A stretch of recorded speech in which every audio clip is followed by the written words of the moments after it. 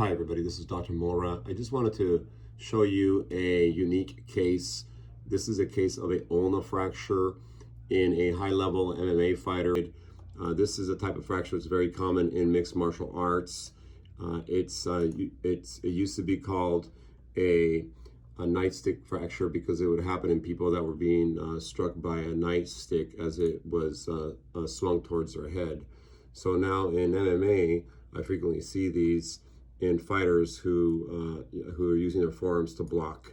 I call it the block the head kick fracture. So this is what happened with this particular case. So we did a trial of non-surgical treatment. That means long arm cast, immobilization, long arm. That means it goes all the way past the elbow. Long arm. Long arm is necessary to control wrist rotation. Otherwise, you can do this. So long arm cast prevents wrist rotation, immobilizes the fracture. In this particular case, lo and behold, we started to see some fracture callus, C-A-L-L-U-S. Fracture callus is basically early bone formation. It looked somewhat promising, and then follow-up x-rays showed once again the callus was forming. It looked like, hey, maybe this fracture can indeed be treated without surgery. Follow-up x-rays, once again, really slow forming fracture callus. Now, why do I say slow? Well, these folks who are fighters, they rely on recovering from injury so that they can get back to making money and being and training. So efficiency of treatment is very important. Efficiency and effectiveness of treatment. So in this case, we did give it our all. The fracture went on to not heal. It just stopped healing. Basically, the callus did not form a bridge. It was like a partial bridge, and then it stopped, and it started to get wider. So when you start to see that widening on both sides, and you start to see that it's just not going across, it's just not going to heal. This tends to happen in patients who are susceptible to non-union, such as smokers or people that don't wear their cast or don't get a cast. But in this case, perfectly healthy gentleman who ended up having the fracture. It failed conservative treatment, so we chose to do plating. This is what usually happens in MMA or UFC fighter.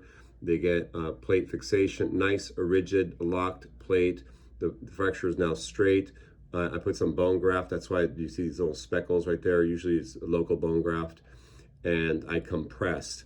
The way we compress, that means that the fracture gap is squeezed tight. And this is done through the oval holes here. We're able to put the screws in such a way that I'm able to compress a fracture site. So compression plating, lock screws, fractures reduced. It looks good. We're starting to form callus. Patient is happy. I'm optimistic. Things are going well. And the fracture continues to go on to heal. It takes about 3 months for it to actually be rock solid. And that's the usual case for most people. There you go, healed fracture. Nice bridging callus. That means that the callus actually goes across and there's no more gap, and it's smooth. Nice, smooth. That means that there's already some remodeling going on. It looked great.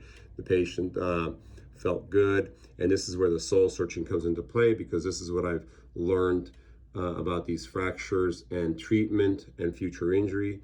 If you leave the plate in place and the patient goes back to training and they do hammer fisting, what ends up happening is they end up having another fracture quite often. It doesn't always happen.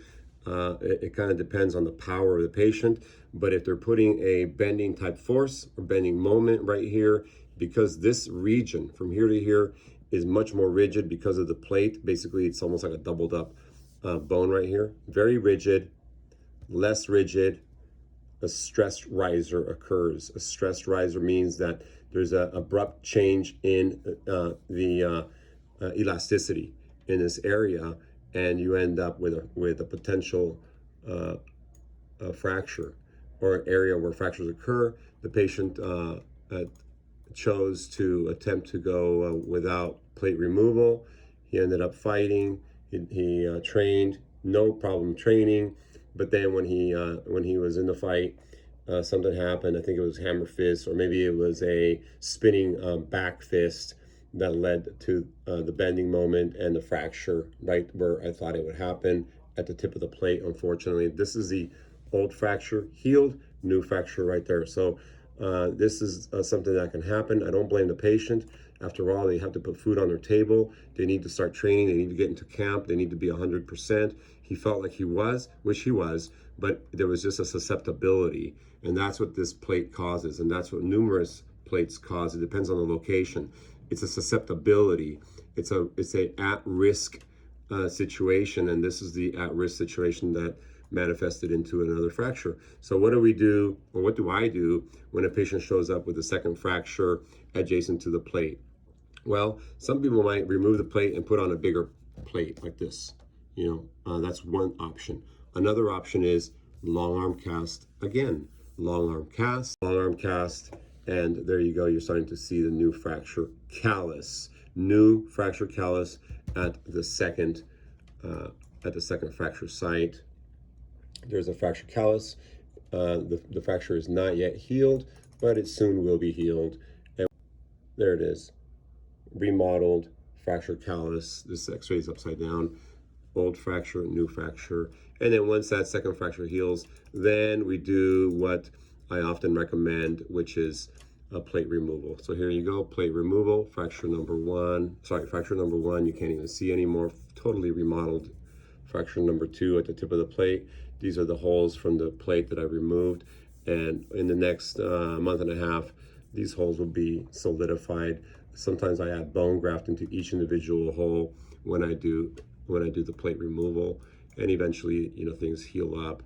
And this is the patient a little later on in time, and the holes are actually filling in, and the great remodeling over here. So what is the take-home lesson of this saga? Hi, Dr. Mora here. So what I was saying about this ulna fracture, what's the take-home message? Number one, if you suffer an ulnar fracture and you're an MMA fighter, you're going to get treated like everybody else for the most part. It could be a cast if it's a non-displaced fracture, or if it's a displaced fracture, or if it's just not healing, you can get surgery, just like I mentioned earlier. What's the difference between an MMA fighter and a non-MMA fighter? The difference is that you'll be blocking many more kicks over and over and over. You'll be doing hammer fists and maybe spinning back fists, and you're susceptible to fracture again. And you're susceptible to fracture pretty much every time you're in the ring or training. So what's the special consideration in this group? Remove the plate. Remove the plate before the second fracture happens. And it almost always happens because of the stress riser that I showed. The only issue is that you have to wait longer until it's fully healed.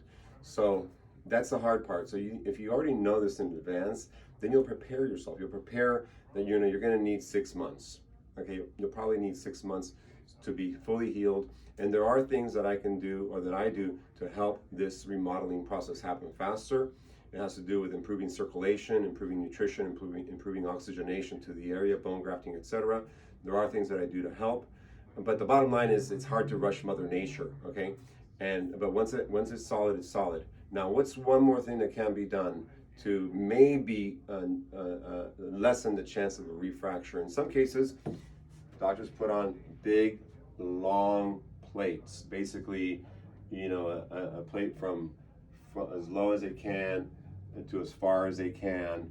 And if you cover the whole length of the bone with plate, then guess what? There's no room for a second fracture. Some people will do that, and that will lessen the chance of a refracture, especially if you go back in without the plate being removed.